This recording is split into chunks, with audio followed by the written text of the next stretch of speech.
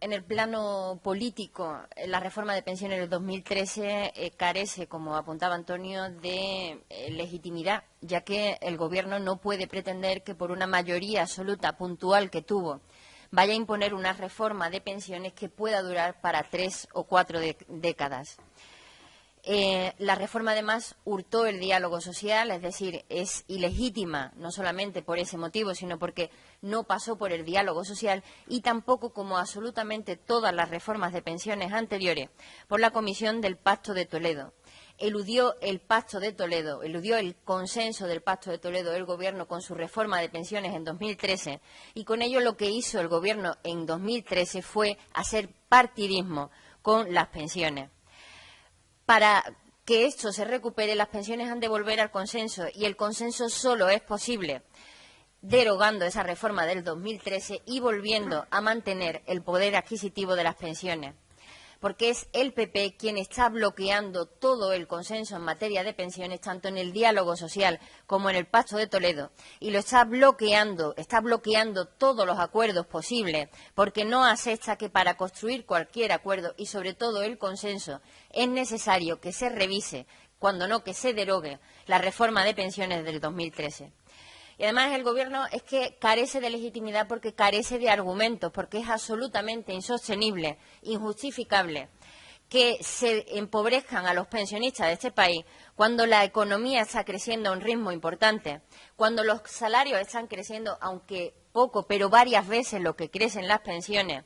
cuando las rentas de la propiedad y sobre todo de las empresas están creciendo también considerablemente, cuando se hacen rebajas de impuestos que benefician sobre todo a las rentas más altas y que castigan y que son los que empobrecen nuevamente el nivel de vida de los pensionistas, cuando además sabemos que el nivel de ingresos públicos, hoy mismo lo publica Gestha en un informe, es de los más bajos de la Unión Europea, hasta 6 puntos por debajo de la media europea, además con bonificaciones fiscales de hasta 2.000 millones de euros. Todo ello teniendo en cuenta que en España hay casi 5 millones de pensionistas que cobran entre 600 y 700 euros, que es el umbral de la pobreza, y que el 0,25 se le aplica a todas, incluidas estas pensiones tan mínimas o que están por debajo del salario mínimo interprofesional. Cuando además, lo tenéis aquí, en el... ¿Esto cómo pasa, Antonio? En el gráfico que os hemos elaborado al respecto,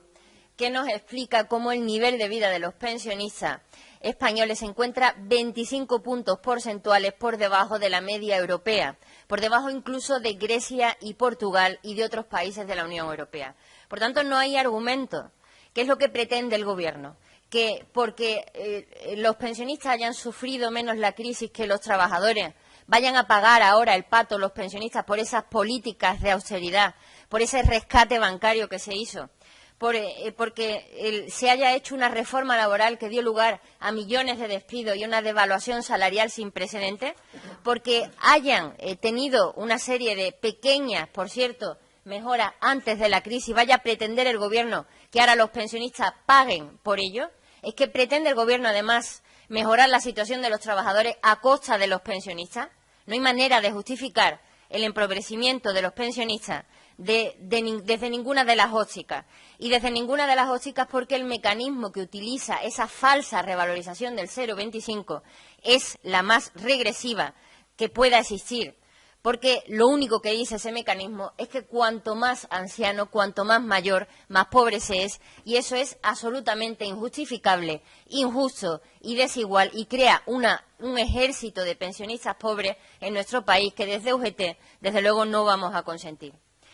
Por ello, en UGT decimos que mantener el poder adquisitivo de las pensiones no solamente se debe, sino que se puede y se debe. Resultan muy ridículas esas declaraciones que se hacen desde el Gobierno donde insisten en que no se les cuente la realidad a los pensionistas para que no se alarmen, que les digamos que la situación no va a ser tan grave. Eso no lo vamos a hacer en UGT, todo lo contrario. La UGT quiere que esto no se produzca. Queremos que el presidente del Gobierno mañana en su comparecencia pública asuma y diga que las pensiones no van a seguirse recortando y que los pensionistas de este país no van a continuar empobreciéndose. En UGT defendemos que el mantenimiento del poder adquisitivo es una componente fundamental, esencial y primordial del derecho a unas pensiones suficientes.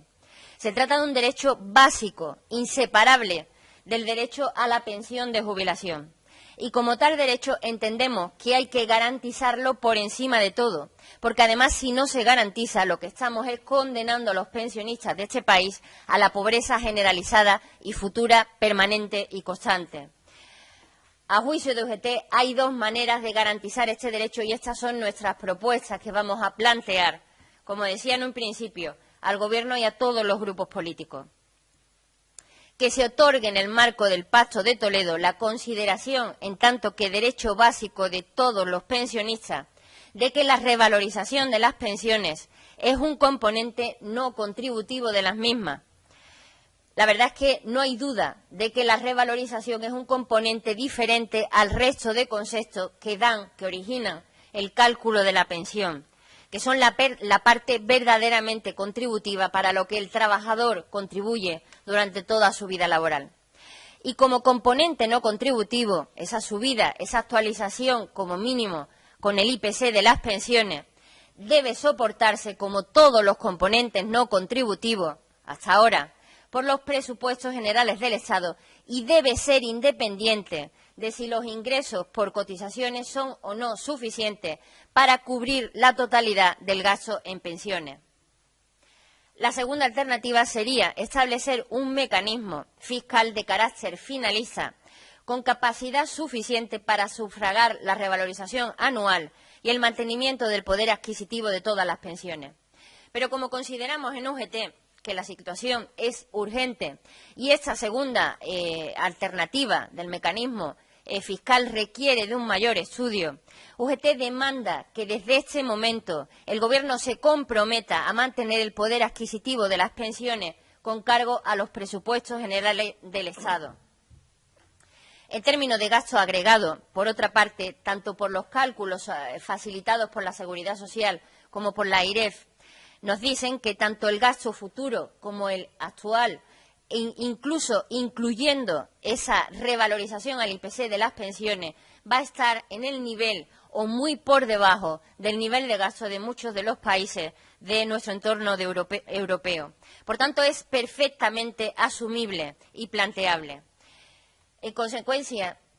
con todo esto, la UGT se va a dirigir al Gobierno y a todos los grupos parlamentarios para que apoyen y aseguren desde este mismo ejercicio y en el futuro el mantenimiento del poder adquisitivo de las pensiones. Y, en paralelo, por supuesto, vamos a continuar con las movilizaciones de pensionistas y del resto de trabajadores en tanto esto no se produzca. Estamos ciertamente esperanzados, y permíteme que se me diga esto, de la comparecencia de mañana del presidente del Gobierno. O sea, queremos ver de una vez por todas que el Gobierno anuncie que está dispuesto a modificar su política en materia de pensiones. Eso supondría, ni más ni menos, que daría respuesta a la situación en la que nos encontramos y que empezaríamos, en todo caso, pues a hablar de aquellas cuestiones que como colectivo nos afectan. Y otros que quisiera hacer otro llamamiento, que no se nos siga provocando.